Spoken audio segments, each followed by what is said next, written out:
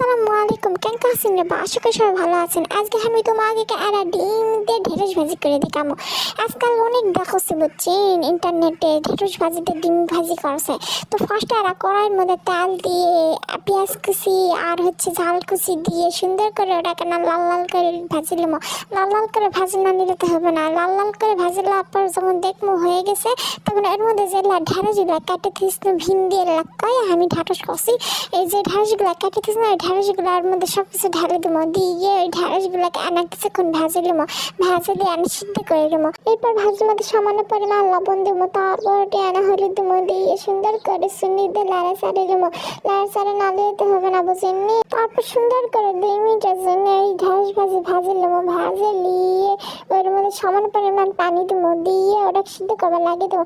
অনেকে পানি ছাড়া সিদ্ধ করে, আলতো আছে মুই অনেক পানি দিচ্ছি তাড়াতাড়ি সিদ্ধ হবে এই জন্য, বুঝছেন? তো ভালো করে সিদ্ধ করে লাওয়ার পর ভাজা লাওয়ার পর যখন দেখবো আনা ভাজা ভাজা হয়ে গেছে, সিদ্ধ হয়ে গেছে, তারপর মিচ্ছি করে আনা ফাঁকা জায়গা করে নেবো।